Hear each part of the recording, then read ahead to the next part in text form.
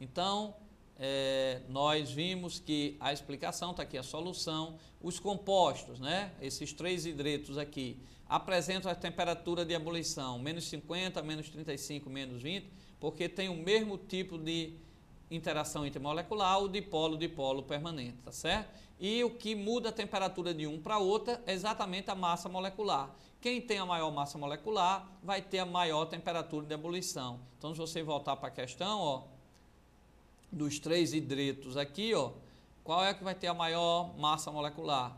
129,6, o terceiro hidreto. Então, a temperatura dele de ebulição é maior, menos 20, lembre-se que menos 20 é maior que menos 35, né, que é maior que menos 50. Por que essa temperatura desse composto de ebulição é maior do que esse de menos 35, do que esse outro hidreto de menos 50?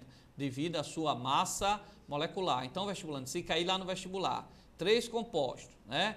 Família 6A, 6A, 6A, ligado ao mesmo elemento, hidrogênio, hidrogênio, hidrogênio. Esses 3 hidretos. Por que eles têm temperatura de ebulição diferente? Aí a resposta que vocês vão dar, devido à sua massa molecular. Então, olha para cá, para cá, para cá.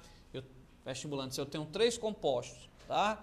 Então, lá, os 3 compostos ligados, tá? Da mesma tabela, 3 hidretos.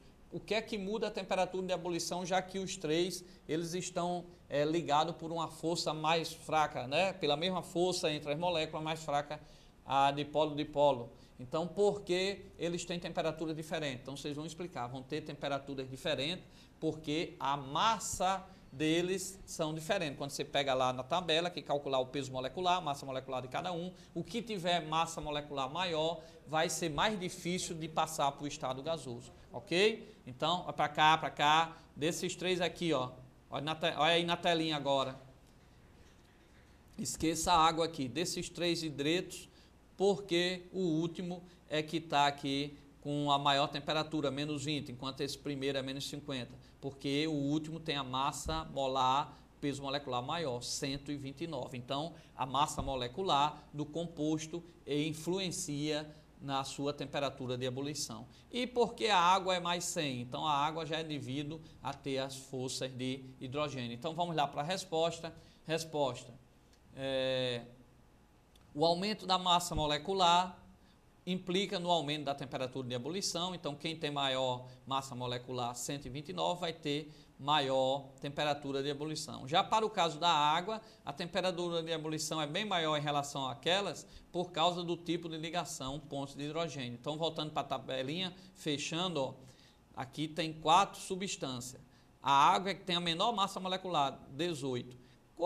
Como é que tem a menor massa molecular e tem a maior temperatura de ebulição? Porque a água se junta uma molécula de água a outra molécula de água através de uma força bem mais forte, né, que é as pontes de hidrogênio. Então, o que faz com que a água, mesmo tendo massa molar menor do que os outros, a água é 18, ó, os outros é 34, 81 e 129, mas mesmo com a massa menor, por que tem a maior temperatura de ebulição? Porque é uma exceção, porque eu tenho aqui hidrogênio e oxigênio, tá? Aí eles vão se unir através de pontes de hidrogênio, como eu expliquei anteriormente.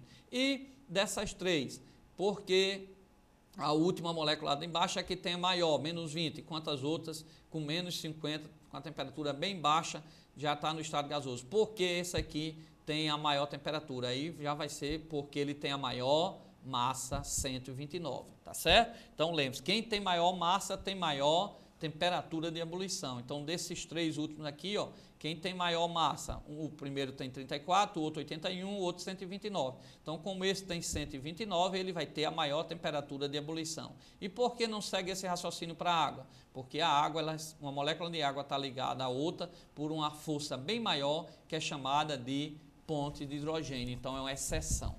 Beleza? Vestibulando, para cá, para cá, para cá. Beleza, vestibulando? Então, falamos um pouco aí sobre forças intermoleculares. Você pode pegar um livro, né, dar uma olhadinha lá nessa situação, perguntar ao seu professor, né, mandar pergunta pelo nosso e-mail. Nós vamos agora ao intervalo, né? E você vai acompanhar, vai colocar nosso e-mail, pode perguntar ao seu professor em sala de aula, né? Ao seu colega com quem você está estudando e tirar essas dúvidas, já que essas aulas também estão aí no nosso blog, você pode rever e com mais calma, né, tirar suas dúvidas. Nós temos mais de 200 aulas. Eu queria também agradecer, né, os nossos alunos aqui, professor Luiz Carlos aqui, né, eu como vereador aqui de Cidade do Natal, nós temos sempre ocupado esse espaço aqui todos os anos, né, prestando esse serviço, e agradecer aqui à Câmara de Vereadores da Cidade do Natal e ao Complexo Educacional Contemporâneo, professor Toninho, professora Irani. Vamos agora ao intervalo e logo em seguida voltaremos com mais questões.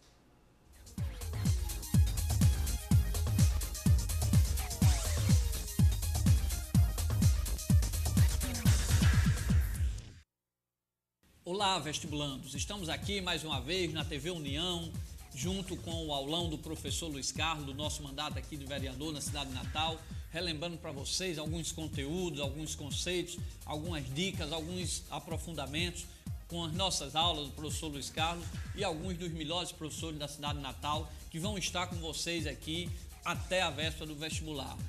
No início, nossos alunos todos os domingos das 19 às 21 horas aqui na TV União, canal 22. Conto com vocês todos os domingos à noite aqui na TV União.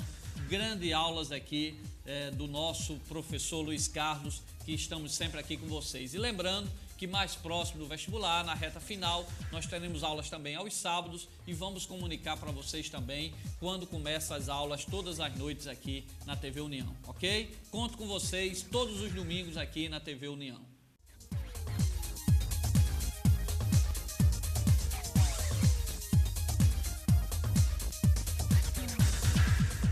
Ok, vestibulantes, estamos aqui de volta, né?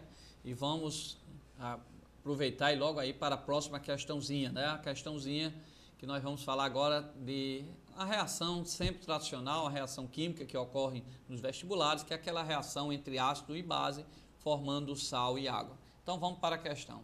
Considera a equação química abaixo, que representa uma reação de neutralização, tá certo?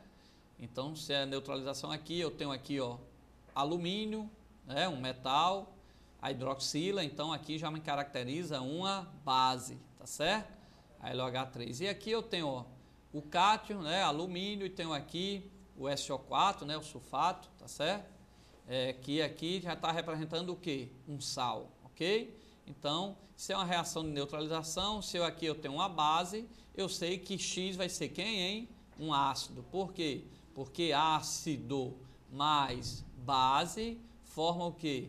Sal, e quem é Y? Água. Vai para cá, vestibulando.